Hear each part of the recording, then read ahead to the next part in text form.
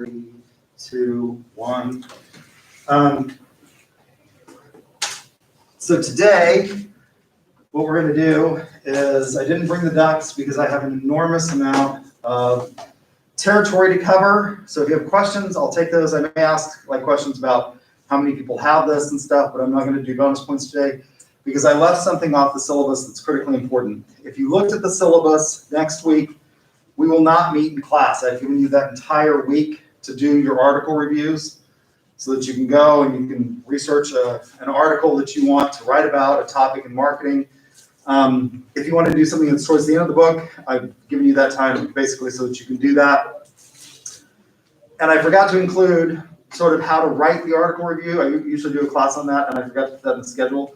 So I'm going to try and get through a voluminous amount of material today.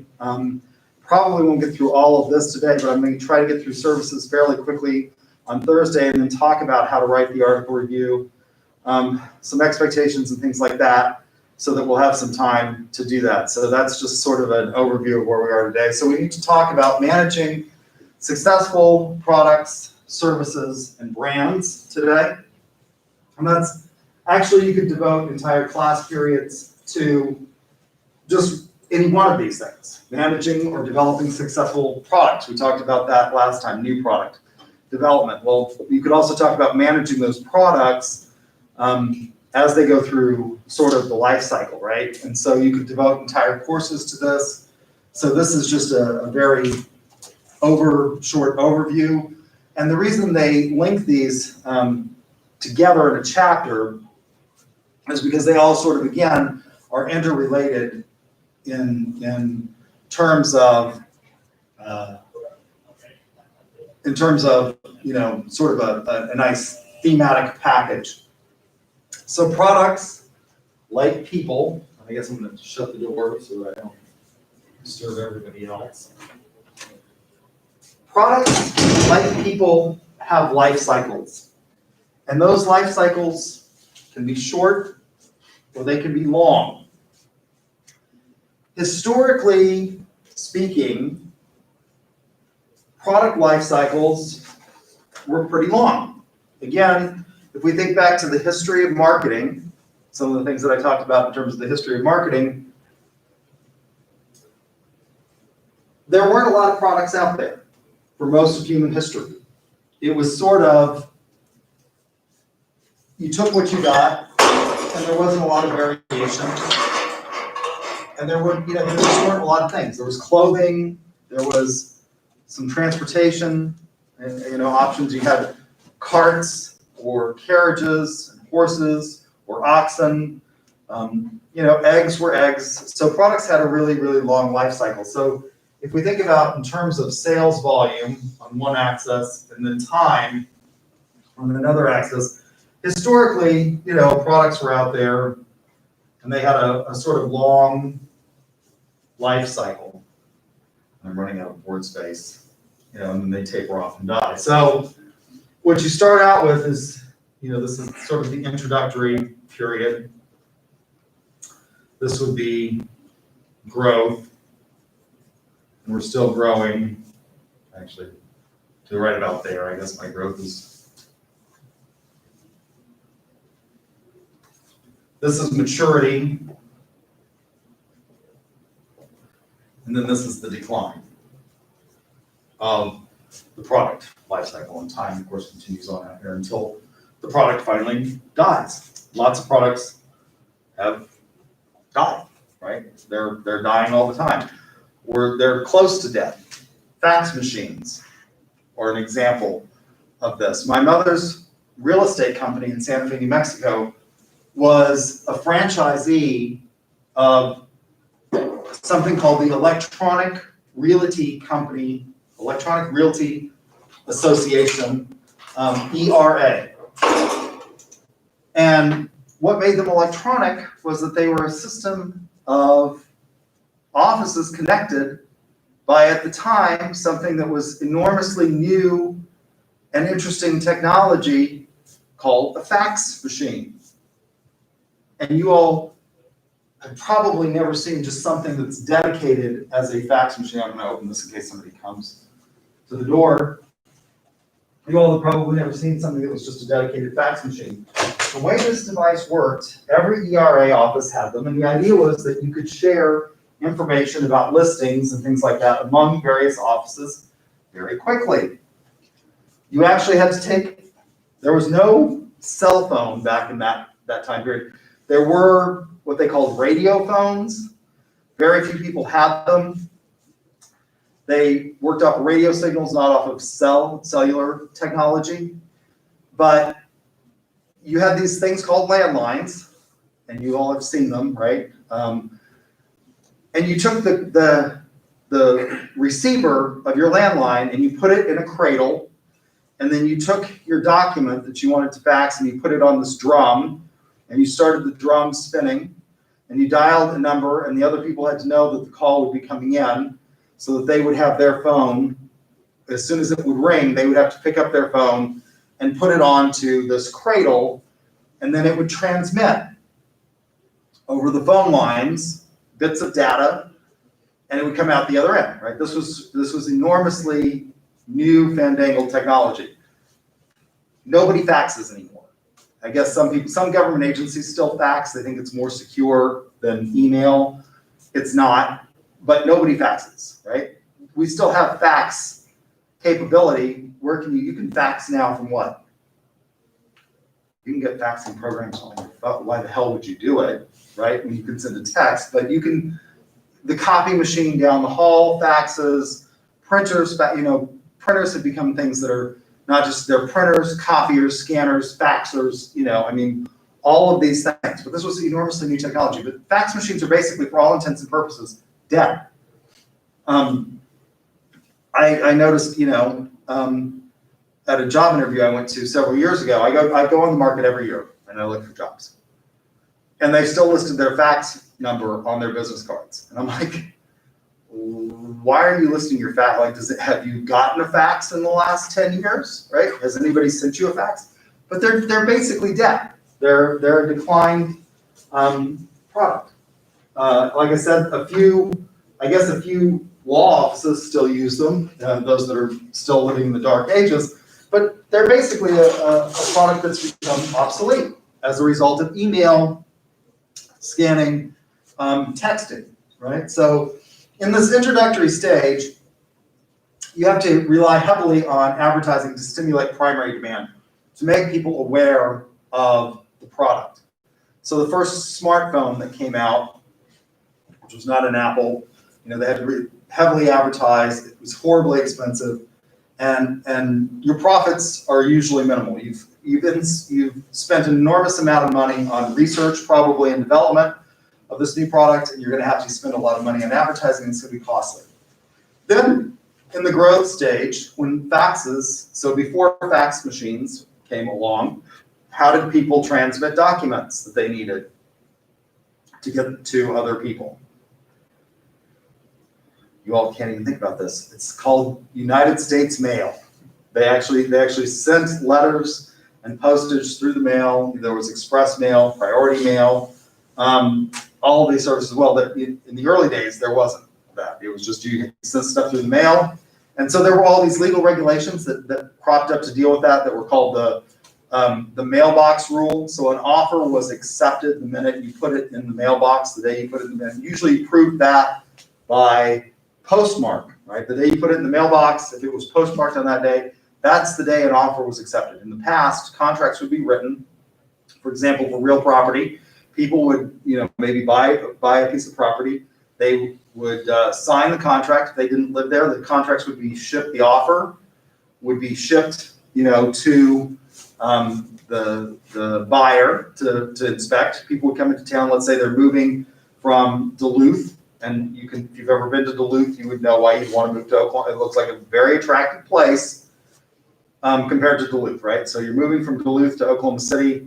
You come down, you look at houses, you make an offer, you call your realtor. They're gonna, in the olden days, they're gonna send you a bunch of paper in the mail. The minute you got it, you signed that offer and put it in the post box, and it was stamped. That was how you proved it. That was the day it was postmarked.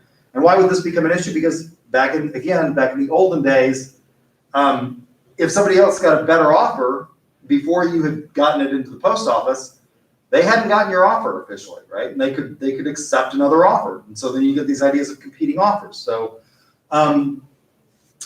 fax machines come along in this age in which people have days from the time that an offer is put in the post box to the time that the seller gets it, and they don't know. And this machine is wonderful to reduce that amount of time, right? You can now transmit, although it's expensive because it was long distance in many instances back in those days, and long distance rates were, but it was, if you wanted to make sure that people got it, you sent a fax machine, you sent a fax, right? So there's rapid increase in sales, and competitors start to appear in the market. So lots of various people, and I don't remember what the first fax machine my mother's office had. I don't remember who manufactured that. I want to say that it was IBM that manufactured them, I think. Hewlett Packard comes along and they get in the fax machine business, and other people get in the fax machine business.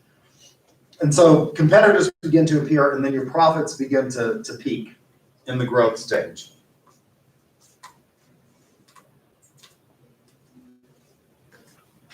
Then you reach the mature stage, where you see a total slowing of all industry sales. So email is introduced widely in the late 1990s, and it doesn't take off at first, but faxes are still going along. People are still relying on faxing for lots of stuff. But this new form of technology is cheaper, right? Because now we can send it, we no longer have to use long distance. And in the 90s, by the way, we still had long distance rates. There was still this concept of long distance. It's all but vanished, right? So email begins to become more accepted. So people start abandoning things like fax machines. And that's the mature stage, right? But it's slowing. It's not overwhelming acceptance right away, because not everybody has a computer. Not everybody has email. Even if you had a computer, you may not have internet back in the day. But then email begins to take more and more and more of that. And so you start to see a decline. The sales drop, and companies begin to either harvest or delete those products. People are no longer just making fax machines. They're combining them with things like printers and such, but they're largely, a dedicated fax machine is largely, if you see one, it's a dinosaur. It's kind of like seeing a typewriter anymore. Typewriters, or you think about this in the same kind of technological forever and ever and ever. People wrote out in longhand. Authors would write out in longhand. And then when typewriters came along, and then to get that printed, they would use printing presses where they would have to typeset everything and then, transfer it to page, and then make page after page and then collate. Typewriters came along, and authors could now type and write a lot quicker, a lot more efficiently, right? And so you could make multiple copies with carbons. And then if you see a typewriter anymore, it's because somebody is just not, they're just not giving up the ghost. They've learned how to type or something like that, and they still think that they need it. You used to see them in offices even after computers became very popular, because people still needed them to type envelopes. If you wanted to have a professional envelope, because most of the printers would not feed envelopes, but printers now feed envelopes with remarkable ability. And so there's almost nothing you can't do with a printer that you need a typewriter for. All right, so it begins to decline, and companies begin to delete. Hewlett Packard, I don't think it makes fax machines anymore. They make calculators, they make printers that may have a faxing feature on it, but they don't make fax machines. And I don't know that anybody makes a dedicated fax machine anymore.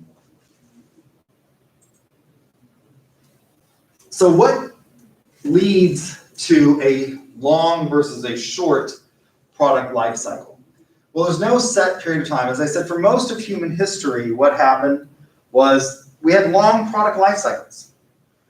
The typewriter was around for a long time, but the popularity of desktops, what we now call desktops, it didn't used to be called a desktop. It was just a computer, a personal computer, as opposed to these massive machines that they used to run, that were made by IBM in the 50s when we were entering the space program. How many of you have seen a movie called Hidden Figures? Right? So in that movie, they deal with an old IBM mainframe machine that they're setting up. And one of the characters in that movie, Octavia Spencer's character, she basically learns how to program the machine. She's the only one. She teaches herself how to program the machine and becomes sort of the expert. Because you can see that this other way of doing things, this calculations group is going to be going the way of the dodo. So they're doing this by computer. That lasted for a long time. And then we get this invention called the personal computer, which we now call the desktop. And now desktops are losing popularity. Lots of you probably maybe don't have a desktop anymore, because why would you have a desktop when you've got a laptop and you can port the laptop everywhere that you want to go? So there's no set time. Typewriters lasted, literally for, a century or more in terms of their usefulness, more than a century, about a century and a half or more. Then we started to see the emergence of computing, and typewriters slowly went away. So that's a long time. But some products will enter the market, fads will enter a market and leave very quickly. Beanie Babies are an example of a fad that was popular and I never understood this fad, but I guess I was in my undergraduate years when Beanie Babies came out.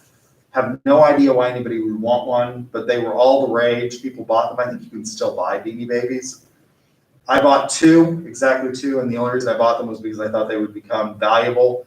I bought two Princess Diana Beanie Babies, and they actually did become valuable at one point in time on eBay, but as Diana's legacy is becoming less and less memorable, particularly to your generation, those are maybe not so valuable anymore.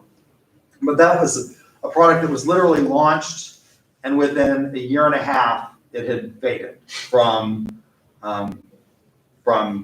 anybody's real memory. So some products enter and leave in a year, things like that. Some products have enormously long life cycles. Coca-Cola. Coca-Cola was developed in the 19th century.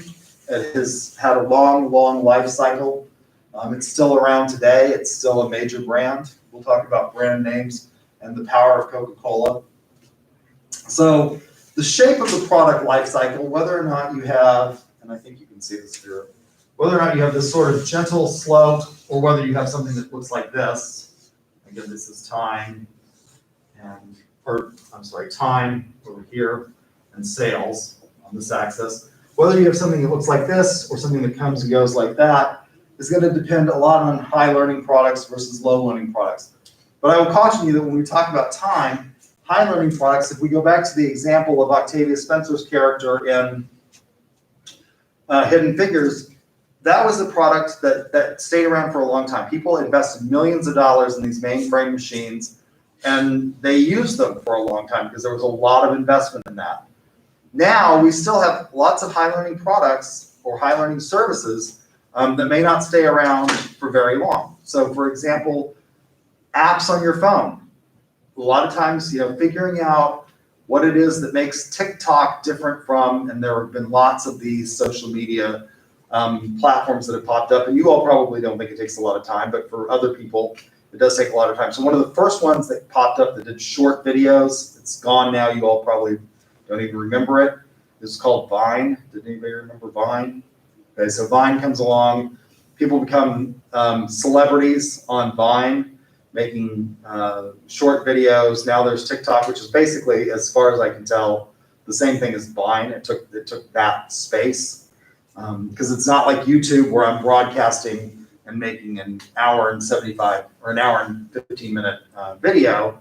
It's for short videos. So there are these things that pop up and they go away. I mean, Vine didn't last. I think it was shut down after 3 years in existence, literally.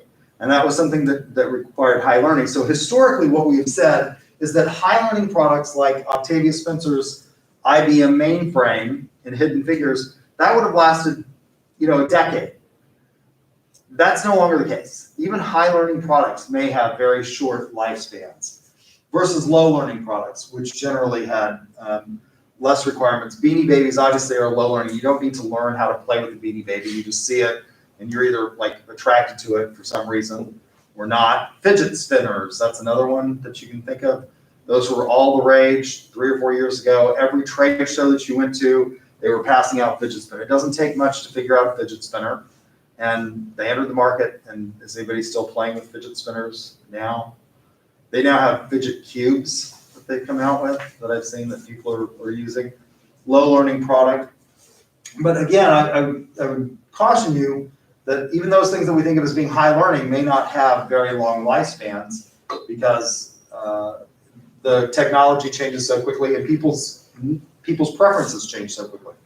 So we can think about another aspect of this is product class and form. So a class is an entire category, and a form are variations in the class and how long these things. So how long is a product class going to be around versus a product form? The car. Are we likely to see the elimination of the automobile anytime soon? No. People have to get around some way. I mean, we don't have very efficient mass transit in this country that's convenient for most people. And so the automobile is going to be around for a long time, but will it be in its current form? So what is really challenging, you know, for all of automobile development until the last 10 years or so, automobiles were combustible engine products, right? They required a combustion engine to drive them. I guess actually some of the first cars weren't, they were steam powered. So, you know, you could have a, you know, steam powered car, but those had lots of problems and, you know, they went to a combustible engine, gasoline engine. What's changed in not the category, people still want an SUV, they still want a car, they still want a sports car looking thing. But what's changed in terms of the form? Well, electronic cars have come along and they're now making cars. You know, I never thought that I would see a battery that could last long enough to go long distances, but you can take, I've got a friend who has a Tesla and he drives it across country all the time. And, you know, it doesn't take much longer to fill up the Tesla than what it does to stop at a gas station. Because basically what the car does is you tell it where you're going and it will, you know, charge it just enough to get you to the next, it tells you where the next charging station is. And so you're not there for more than 15 or 20 minutes at a time. But, you know, it's changing the form and how long will that last? So will combustion engines are now going to start, you know, the combustion engine has been in the, as a result of population growth, the combustion engine on an automobile has been in a steady increase year after year after year. We're now going to start to see a maturity in that and probably a decline. Why is that? Electric engines are just, in many respects, now that they've got batteries that will support them, superior product because you can go faster, right? You can go from 0 to 60 a lot faster with an electronic engine than you can with a combustion engine. They've actually got more torque, so you can actually haul more. I mean, they're quieter. It's a quieter ride, and there's just a lot of advantages to them. And now that you've got a battery life, so we're going to start to see, I think, the decline in the combustion engine. But again, this is a life cycle that's taken a very long trajectory, and it had a very gentle slope in terms of from introduction to, you know, growth, because not everybody could afford a car until Henry Ford came along, right? So there were cars around for a long time. So it's been a very gentle slope, and I think it will be a gentle slope in terms of decline instead of something that looks like this, where you have a precipitous decline and then an exit from the market. So life cycle also is dependent on customers and sales. Obviously, as long as people are going to buy stuff, they'll continue to sell it. Although Apple has basically flipped marketing on its head. We generally said in the past that we would, you know, satisfy demand. Apple actually creates wants and demands. They create their own demand. And there's some ethical issues that we have to think about when you think about whether or not you're creating irrational wants and needs. So brand management. Branding is incredibly important. Kevin Lane Keller argues that branding is the most important decision a company will make. You should know that. Kevin Lane Keller argues that branding is the most important decision a company will make. But I want to caution you about this. Every academic sees the world from the perspective of their discipline and believes that their discipline can explain away the world. What do I mean by this? I didn't start out as a marketer. I started out as a political science student, right? Got a bachelor's degree in political science and a master's degree in political science, and I started teaching here at UCO, working here at UCO. And I thought you could explain the entire world from the perspective of politics. I know this is hard for you to believe because most of you say things. And I remember when I used to teach American national government, students would say to me, I just don't like politics, it's boring. Well, politics is defined by many people as who gets what, when, where, and how, right? It's the allocation of resources. And so when you define politics that way, how did you get your job? You think it's purely by merit? No. Most people get their job by who they know, not what they know. What they know will keep them in the job, and I give you this example, I think I've talked about it before. I got my job here because my best friend was legal counsel at UCO. When I graduated with my master's degree, he hired me in his office to be the equity officer, and I was teaching. Why did I get the job teaching? I was the outstanding undergraduate student in the political science department when I graduated. I was the outstanding master's student in the department when I graduated. They liked me, right? I got it because of politics, because I was good. I was the student who beat a path to the professor's door, something that I beg you all to do and you won't do, right? I mean, I asked students to come and my office might as well be the Sahara. You know, there's just nobody there. It's very lonely in there, very lonely place. So politics, you know, I mean, everything from the standards that are required to manufacture this carpet to how far in the ground and in what you have to be buried in are determined by politics. In the state of Oklahoma, you cannot be cremated unless you are in a casket. Why is that? Because the casket manufacturers and the undertakers associations have convinced the legislature that it is just criminal if you are not cremated in a casket. So before they shove you in the oven, if that's what you want to do, if you want to be put in the oven, they have to put you in a casket. They're going to sell you a casket. Now, it turns out that the caskets that they sell for this are pretty cheap. But you have to be, you know, if you want to be buried, we can't dig a hole out here next to the transformative cheating quad and throw you in there. No, you have to be buried in a concrete vault. Why is that? Because they've convinced people that, you know, your bodily fluids running out all over the place is a bad thing. And that's politics. That's law. That is determined by a political action of the legislature. When I became a lawyer, you start to, you know, everything is law. This room is full of torts. When I became Associate General Counsel here at UCO, I would have been most happy if we had gotten rid of all of the faculty, staff, and students on this campus, because all of you are liabilities, right? And everything's a liability. You start seeing everything's in terms of legal terms.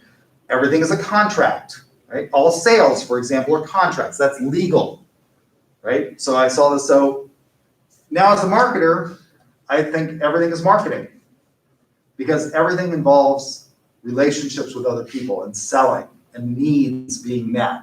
And so I think I see the world in terms of marketing.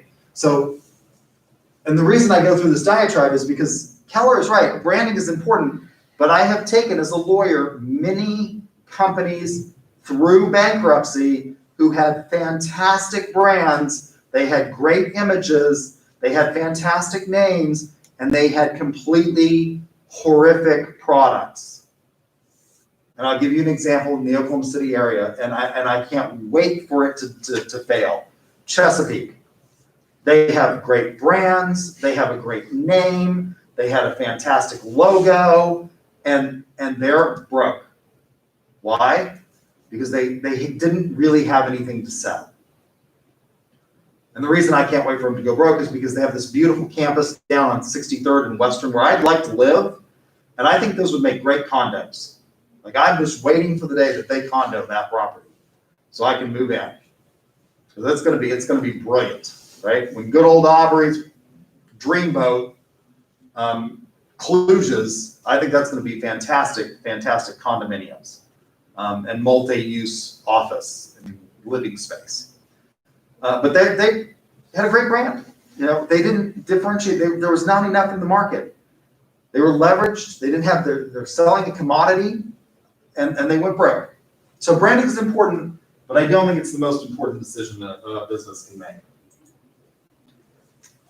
So branding has been a topic of research and marketing for a long time, and most of the research is focused on tangible goods and large corporations. And so one of the things that we have to think about as we expand branding is how do we reach and what do we do and what are the unique challenges to not just doing products, but in a world in which we are more and more service driven in the United States and more values placed in our service economy, how do we focus on those and what are the unique challenges of that sector? So we have to think about that as well when we talk about branding.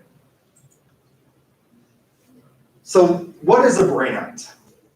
A brand is a name, a term, a sign, a symbol, a design, something that identifies the goods or services of a seller. So it doesn't even have to be something that's pronounceable. I'm going to date myself again by talking about music. And some of you who like older music are probably going to be offended by what I'm about to say, and you may vociferously disagree with me, but you would be wrong. There was, when I was growing up, this horrific artist who, in my opinion, had an utter dearth of talent, but he was a good marketer, brilliant marketer. And his name was Prince. Actually, that wasn't his name. His name was something else. I don't even remember what his name was, but he decided that his name was Prince. No idea why, but that was his brand, right? That's his brand. He was a brand. And you all should think of yourselves as brands because you're going to build a brand identity. And one of the things that I tell students is think about what you are in the early ages of social media. Think about what you are posting because it may come back to haunt you. This will be there forever. People, when you go for jobs, they will Google you and your drunken bacchanal that you have posted on TikTok or I don't know what else, Facebook is the dinosaur.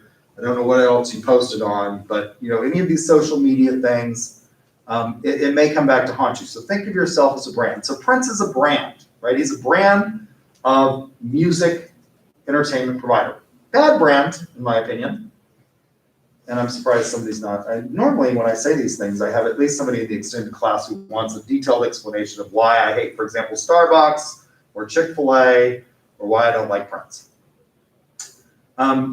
At some point in time, as a result of psychosis in his head and legal challenges to his music and his copyrights, I think, and stuff like that, he decides to change his name to some symbol that you could not even pronounce. I have no idea what the symbol was.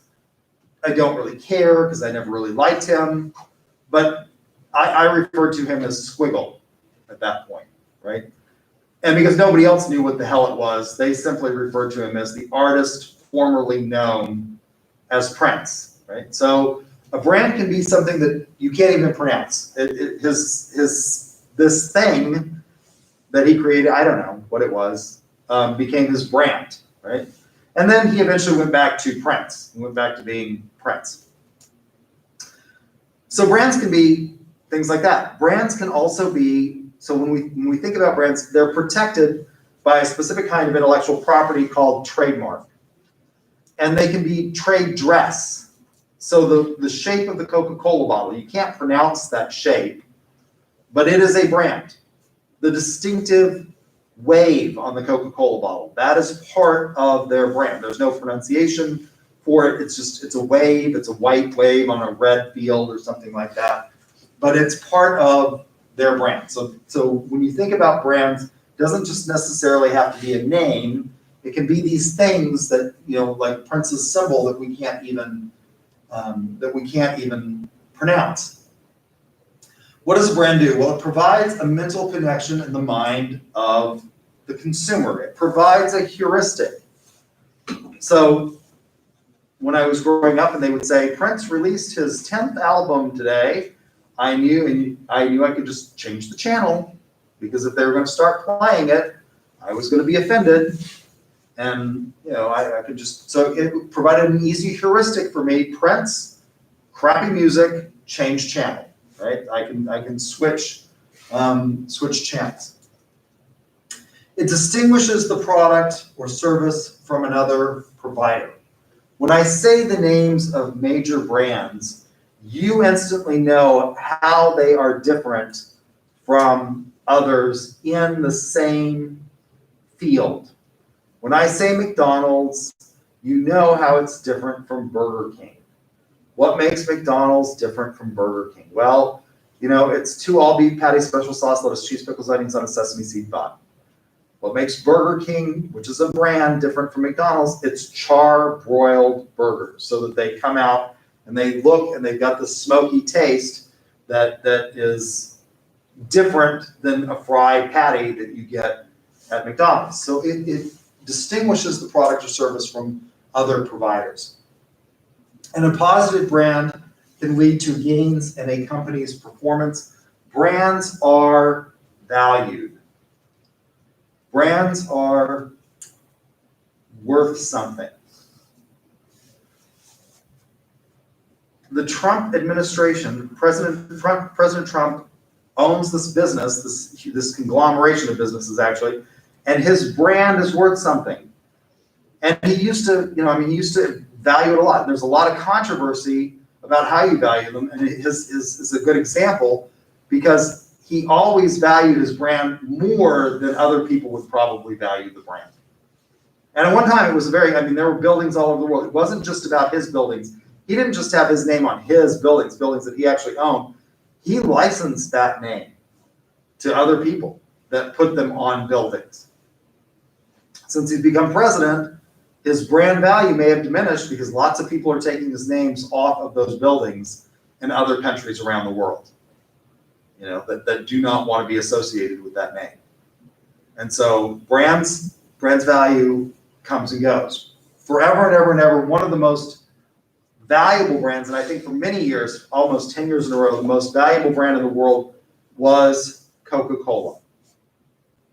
Why is that? In 1972, Richard Nixon begins to open up communist China. He's the first president to go and visit China, and then Watergate really blows full open, and he has to resign the presidency.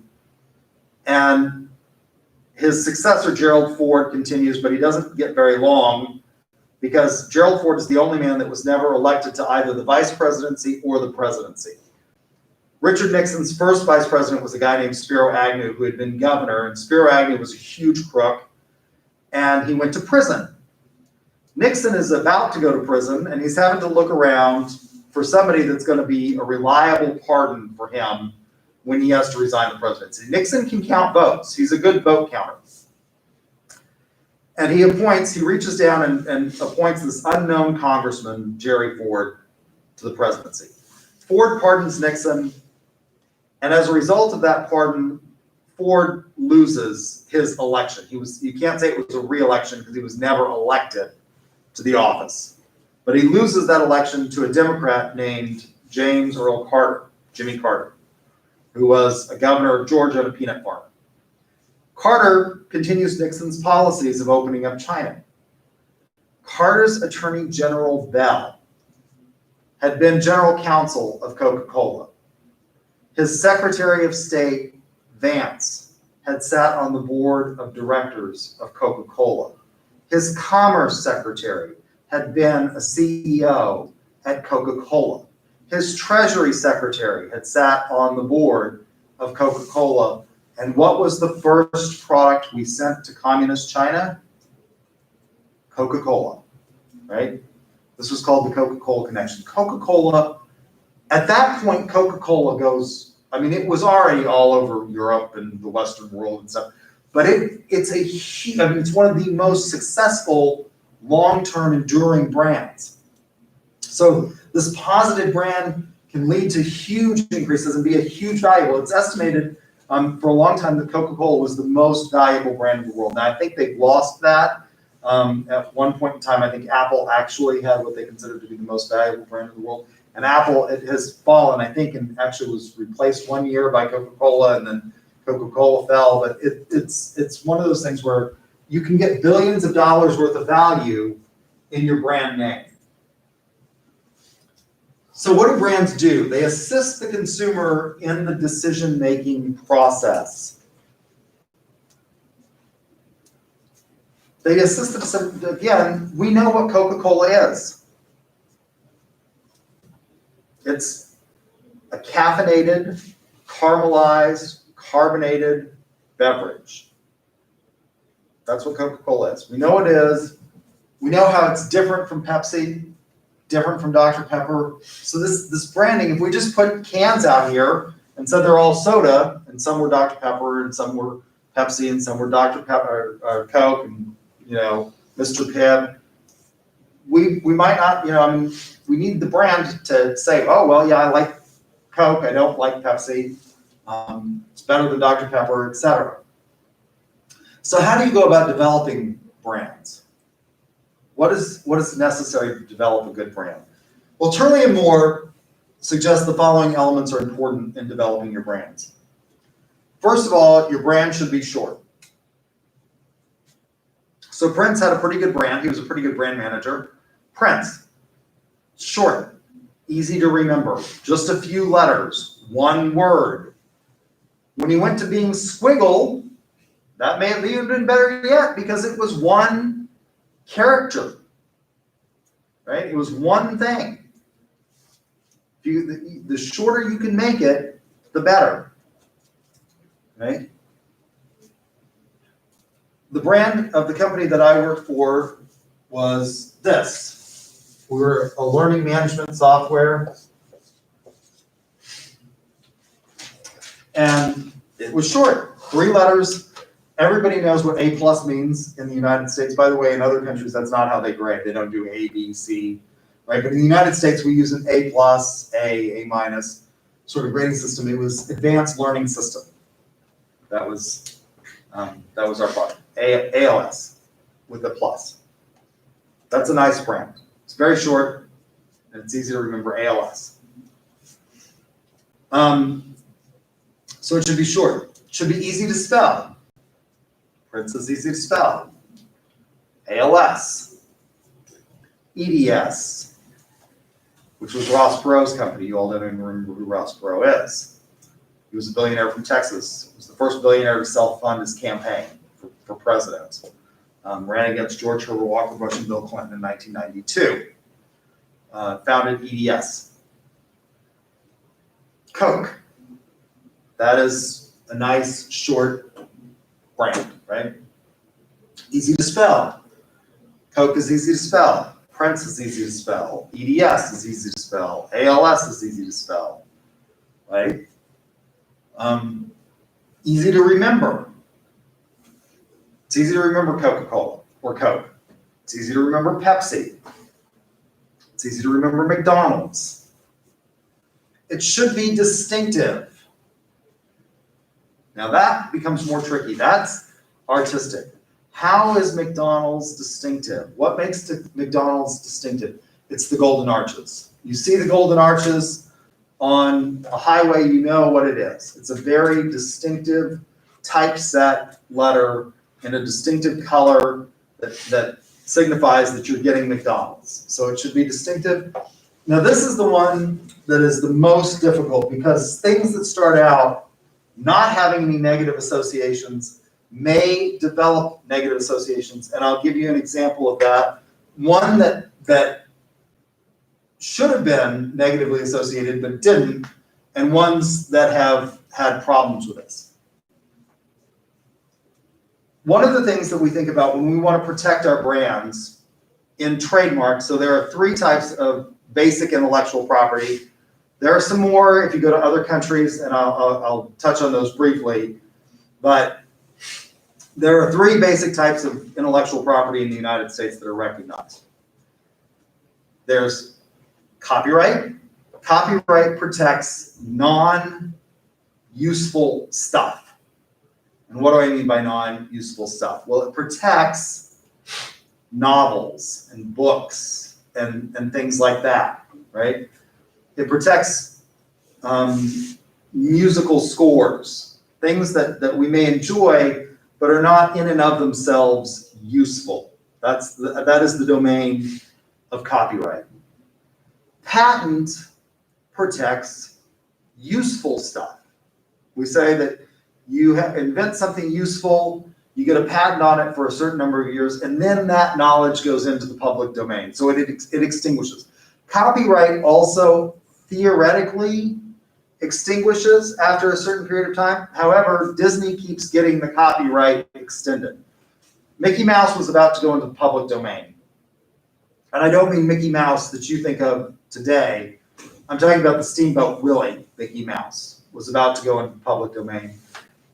And there's a rule in copyright, which is Disney always wins. They got Congress. Disney, when Mickey was about to go into the public domain, went balls to the wall and convinced Congress that we had to protect the most sacred of American icons, Mickey Mouse.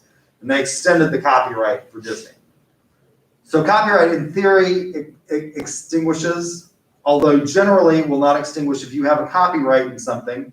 In the textbook that I wrote, the 2 textbooks that I've written, I have a copyright, right? And I own that copyright for my lifetime. And then 50 years after I'm dead or something, or 75 years after I'm dead, and then my heirs own that right? If it's worth anything, it won't be worth anything by then. But, so copyright protects non-useful stuff, patent protects useful stuff. It gets a shorter duration in terms of what you get. So if you patent this device, this is protected by patent, this physical device here. And what kinds of things are patented on this? Apple has even patented the way you do this, the way you expand the screen and do that. And there's been wars about this, about how this pinching that you do, that's, patentable. Trademark protects reputation, and it never extinguishes unless you lose it for some reason. You can lose a trademark if you have a descriptive mark that becomes generic for a category of product. Unless your product has gotten secondary association in the mind of the consumer to such a level that only they identify that class or category of product with you. So you can lose a trademark, but it's not easy. Coca-Cola is technically, or it started out as what we call a descriptive mark, in that it described the product that it was itself, in and of itself. It described the product that it was in and of itself. What was it? Coca-Cola was made with cocaine, and it was a cola, so it was a descriptive mark. It was a caramelized, caffeinated, carbonated beverage that contained cocaine, right? Now, you would think, not carrying negative associations, at the time Coca-Cola was invented, nobody had really negative associations about cocaine. People in the 19th century partook in opioids all the time. We didn't know the effects that opioids would have, right? Opium trade was a big part of things. This could easily have been one where when the drug wars, the war on drugs started, could easily have become a disreputable product. But by the time we started the wars on drugs, Coca-Cola had so distanced itself from its origins of using cocaine in the product that it didn't carry a negative stereo connotation. However, there are things that you might not have never thought of that do. An example of that is if you went back to when I was growing up as a kid, there were all kinds of sports teams at the high school, collegiate, and professional level that were named after various Native American symbols, people, stereotypes. So for example, where I graduated from law school, they were the Oklahoma City Chiefs. And their symbol forever and ever and ever was a obviously Native American person in a full headdress. And they would send this person out on the basketball court and on the football field, at halftime to do a dance and whatever. And at some point in time, we decided that was racist, right? Like this is, but lots of people named, so there were the Chiefs, there were the Warriors, there were the Braves, right? There were the Redskins. That one is particularly offensive. And for years, they actually lost their trademark over this offensive because the trademark office can invalidate your trademark if it is scandalous, if it becomes a scandalous mark. And there's been some court litigation on that. The Supreme Court has said they have First Amendment rights and they restored the trademark, I believe, but they lost it for a time. The Redskins said even after they lost it, we're not changing the mark. We've had this brand, we've had this mark for so long. We're not changing. Even if we lose the trademark, we're not going to change the mark. They have finally decided that they're going to change the mark, right? This year is the critical point. In 1979, or whenever it was that they came up with the Washington Redskins and that logo, I can tell you that almost nobody at that period of time would have thought that was offensive. Like just nobody. We recognize now, right, that it is offensive. But at the time, so a mark can start out and not have any negative associations, like Coca-Cola. Nobody thinks of Coke as being cocaine anymore. And it may develop or it may not develop. Nobody would have predicted when the Washington Redskins named their team that it would have become the scandal that it is. So things that don't start out as having negative connotations can all of a sudden have negative overtones and can develop them. And then the trick is, what do you do when that happens? What do you do when that becomes an offensive mark? How do you change it? It's not going to be easy for the Washington team. I understand from one of my students this morning that they're not going to they're just calling it the Washington football for this year. Is that right? They're just calling it Washington football. There's Washington football team. They're not gonna have any mascot while they search for one. So you have to think about this and what are you going to do if it does become an offensive mark? Turley and Moore developed a typology of marks, and they say there are 5 basic types, and then I add one to this typology that you should know that is almost always a test question on the 3rd exam. So there are descriptive brands. Again, Coca-Cola starts out as a descriptive brand. Coca-Cola has established such a distinctive position in the market that distinctive brand still gets trademark protection. You want to be careful about descriptive brands because they can become generic and you will not get trademark protection for those brands.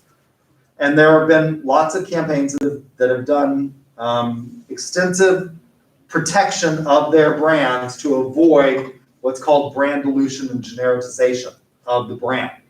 Kleenex is an example. People say, give me a Kleenex, and they mean they don't necessarily mean Kleenex, they mean any tissue paper. Xerox copiers were the largest copy manufacturer in the United States for a long period of time. And people used to say, go get me a Xerox. And so Xerox, because they knew that they could lose their brand if Xerox became generic for this photocopy of something, that they would lose their brand. The seminal case in this is the Murphy bed case. The Murphy Bed Company manufactures these beds that are not popular in this part of the country, but they're very popular in places like New York, where lots of people lived in studio apartments. So if you live in a studio apartment, your living room is also your bedroom, probably, and it's got a small kitchen attached. Well, if you want to have people over, it's kind of creepy to have people sitting around in your bedroom, right? I mean, it's creepy. So they manufacture this bed. You can still buy some today at IKEA, although I don't think they're manufactured by the Murphy Bed Company anymore, but they are designed for small spaces. This bed, basically, you just fold it up into the wall, and you can fold everything, sheets and everything, up into the wall. It's just like a cabinet that folds into the wall. That became generic for that type of Murphy bed. People would say, pull out the Murphy. And that became generic for that type of bed. So Xerox did this whole thing about you cannot Xerox on a Xerox copier, but you can make a copy on one of our machines to avoid becoming generic. Coca-Cola does the same thing. If you are in a restaurant and you do not tell people when people come up to the counter, and when I was a kid growing up, there weren't 83 million varieties and different products for beverages at most restaurants. Most restaurants served coffee, tea, water, and one type of soda. That was because they didn't have these soda fountains that could contain 83 different types of variety. And people either had Pepsi or Coke. And Coke did not want, most people would say, just give me a Coke. And they meant whatever you have that is a caramelized, carbonated, caffeinated beverage, right? And Coke didn't want to become generic. So they started going around and suing people that were serving Pepsi and not saying, is Pepsi okay? So to this day, if you say, I'll have a Coke, please, they'll ask you, is Pepsi okay? Because they will sue you in order to maintain that brand. Person-based brands. This is one that I would have said in the past was going to start diminishing. People, there were lots of person-based brands in the past, but what happens with person-based branding? Well, they generally evaporate the minute the person dies. However, in an era in which you are your own brand and you can establish an entire business by only producing cute, funny videos on TikTok, YouTube. Is there any other major videos streaming social media site out there currently? These brands have expanded exponentially. Like lots of people are their own brands. Martha Stewart Omnimedia is a person-based brand. Associated brands. These are things that group providers together usually. AAA is an associated brand of automobile wrecker services that affiliate under the AAA, and that's an associated brand. These can also be associated brands in other countries. For example, we've diminished the trademark protection that we extend. Historically speaking, and in all of Europe to this day, champagne is an associative brand. You cannot call any sparkling wine. We think of any sparkling wine as being champagne, right? Technically speaking, there is no such thing as a California champagne, at least not from a trademark standpoint. And the Europeans are very upset that we allow the Californians to do this. Champagne has to come. It is an associated brand of product that comes from the Champagne region of France. Geographic reference brands, these are often combined. So these are not necessarily mutually exclusive categories. You can oftentimes have them combined. So geographic reference brands are oftentimes combined with alphanumeric brands. First National Bank of Guthrie, that's an alphanumeric, and it's also a geographic reference brand. First Savings Bank of Stillwater. These are all ways. To this, I would say there's a sixth type of brand that you can have, typology, and that's theme-based branding. And this is becoming increasingly important in a services world in which people want experience. Theme-based branding is like Frontier City. Frontier City is an amusement park located in Oklahoma City that is themed around a Wild West town, right? That's theme-based branding. Call of Duty is a theme-based brand, themed around what? What is Call of Duty themed around? Military, war, things like that, right? So that's a theme-based brand.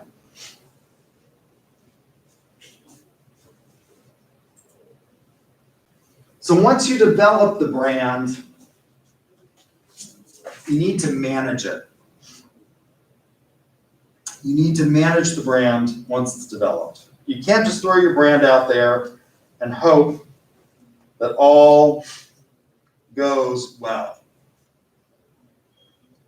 Coca-Cola didn't just put their brand out there and then say, well, that's it. So how do you manage that? Well, first of all, the brand has got to deliver benefits customers truly desire. This is where Chesapeake fell down. They are in a commodities market. They weren't really adding anything new or valuable. Lots of debt. That was their model. Let's leverage the hell out of everything, and buy up a lot of property, and then But what are you going to do? You have to manage. So you don't care, for example, where you get your natural gas from.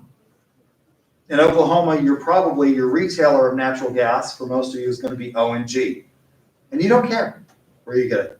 I mean, Chesapeake, somebody else can produce it cheaper, faster, cleaner, quicker. You don't care what that is, right? So you have to have a product or benefits that customers truly desire. Chesapeake never did that. I don't think they ever made a profit, ever. Their entire history of existence, the brand stays relevant. How is Coca-Cola staying relevant? We have come to recognize that Coca-Cola is probably not good for you anymore. If you're dieting, and they used to say that you needed to stick to under 2,000 calories a day. Well, 2,000 calories a day is probably more than most people need as a result of our overwhelmingly sedentary lifestyle. As we have moved from being a farm agricultural economy into an industrial economy, you still had people up moving around, right? If I don't exercise, what's the most exercise I get every day? It's standing up here and shifting back and forth on my feet, We've become you probably don't need 2,000 calories a day. How many calories are in a 12-ounce can of Coke? Well, I don't know, 120, something like that, maybe more. If you're dieting, they say that a meal is 400 calories. Well, you have one can of Coke, and nobody gets just one can of Coke, do they? You get the big gulp, or the big slopper, or whatever it is. So people have started to recognize that Coca-Cola is probably not good for you. And there's a lot of evidence to suggest now that even Diet Coke, so they came out with this product. When people started to realize that maybe they needed to be healthier, they needed to eat less sugar, Coca-Cola came out with diet products. One of the first ones that they came out with was not called Diet Coke. It's a disgusting product they used to still keep around because there was a really fanatical fan base for it because it was the first diet soft drink that came out, I believe, in history. It was called Tab, and it was absolutely god-awful. So they then modified diet. They made modified Coke. Now there is evidence to suggest that even Diet Coke is not really very good for you, because the artificial sweeteners in the diet products, there's evidence to suggest that they create the same glycemic reaction.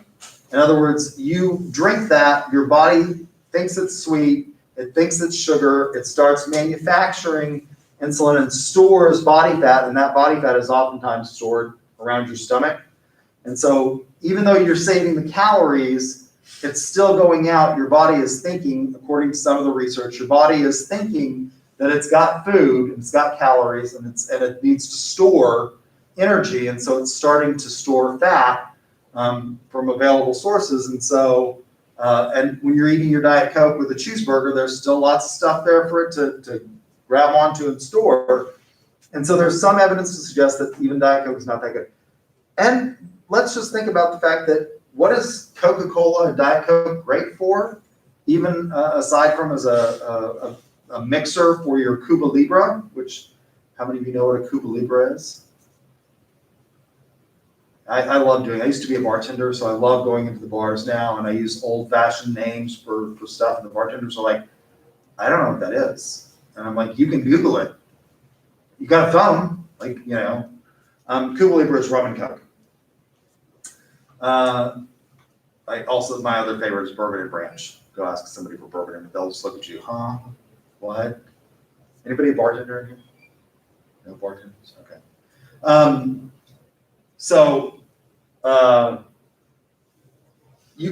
Somebody said you can use Coke to clean acid off of battery cables. Yes, that's it. Now imagine it's so acidic that you can use it to clean battery cables. What is it doing to the inside of your body? So what is Coke doing to stay relevant? Well, they still manufacture this beverage that all of us have a fondness for because we grew up with it, but they're also coming out with lots of products under their brand name, like Dasani water, that are healthier for you. The pricing strategy is based on customers' perceptions of value. Rolex doesn't want to sell watches to everybody. You will not buy a Rolex next year cheaper than you can buy it this year. Every year, Rolex raises the prices of their watches by 10% at least, year over year. Through the Great Depression, they've done this. Rolex, they do not want to sell cheap watches. They will not discount their watches, and they will yank your license for any dealer that does over a certain percent. They give you a certain percent that you can discount. And if they come out, if you have a product that's 3 years old or older, they will then allow you to somewhat discount that below a slight percentage of what they allow for in the variants.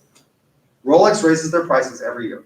You're not going to get a Rolex cheaper this year than you got it next year than you got it this year, right? So Rolex knows what the value is. Now, I don't know how long that's going to be true, because your generation, for example, so I wear a Rolex. I like watches. I have lots of them. This is my favorite. My Rolex is my favorite, but I have a Tag. I have a Breitling. I have a Cartier. I'm trying to think of what else I have. But I like watches. Your generation, why the hell would you wear a watch? What do you need that for? You've got a phone. Why would you need it? Unless the watch talks to the phone, well, then maybe that's useful, but why would you want a mechanical watch? So are they always going to have, Rolex thinks that their perception is in being this elite good. That will work as long as people continue to believe it. So how do you create that perception and value in the mind of the consumer? You have to position your product properly. And I think I have time to get through this example. Proper positioning is tricky, and I'm going to use a political science example from the political marketplace. I'm in a election year, but you can also think about this. We'll also think about this in terms of Rolex versus Timex, right? All right. So in terms of the political marketplace, let me make sure I'm still where you can see me. You have extremes. You have the extreme left, and on the extreme left is called communism, and on the extreme right is called fascism. You have very few of these individuals, and can you all see this in there? I'm not sure if you can see it. Maybe I should use a darker color. Let's see if I can find a black one.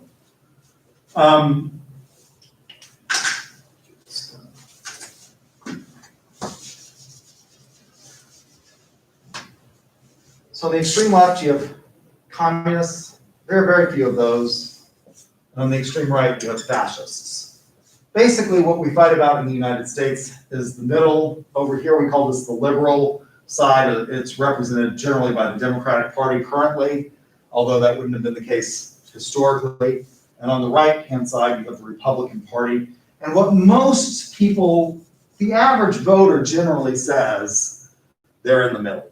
Most voters historically in the last 60 years have said, I'm a moderate. It's becoming less clear that that's the case now, but most voters historically, and to this day, even in polls, if you start going through polls and looking at opinions, most people are slightly liberal on social issues and slightly conservative on economic issues. What do I mean by that? Since 1973, when Roe versus Wade was decided, 53% of the country has historically supported a woman's right to choose, at least in the first trimester, right?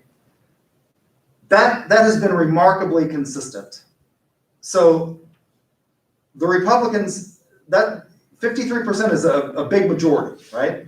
Now they've got a strategy to deal with the fact that they, go against that, but overwhelmingly people support in polls. This is just a fact, not making a political statement. But most people hate taxes. They don't want to pay taxes, and so they like not paying taxes, and they like Republicans. And so most people are somewhat in the center, right? Most people view themselves as being not racist, sort of live and let live. That's sort of a generalization, right? So the idea historically has been, until the last few election cycles, that what you needed to do is when you got to a general election, once you became the nominee, you needed to stake yourself as close to the center as you possibly could.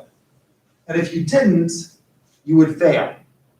The examples of this are George McGovern and Barry Goldwater. McGovern on the left stayed over here on the left and he lost. Barry Goldwater stayed over here on the right and he lost.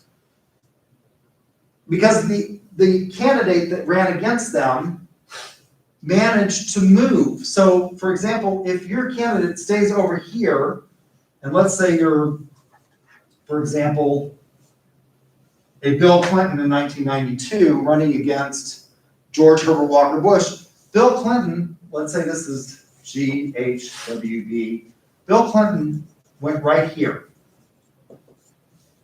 And what you do is you capture this entire portion of the voting populace,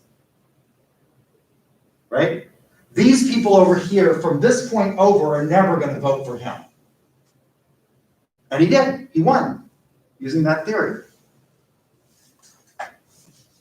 However, not all votes are equal. What did H.W.'s son W do? Well, he stuck his position out here, GWB stuck his position over here, and then he just motivated the hell out of his base. He just said, look, if we can get enough of this people to go vote, I'll win. And he did. He just motivated the hell out of his base. This is what I call the Rolex versus Timex strategy. The Timex strategy is I want to sell a watch to everybody, right? The Rolex says, I just want to be exclusive. That's what GWB did. He said, I'm going to stake my claim out way over here, and I'm going to maintain that position. That's the Rolex strategy. I'm going to skim the cream off the crop. I'm going to motivate my people to go vote. And he won.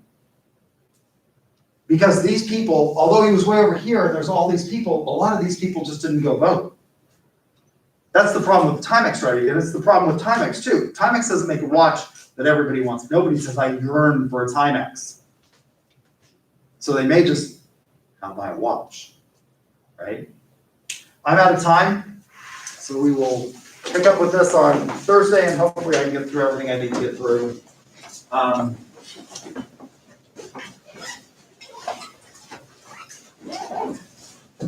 Next time.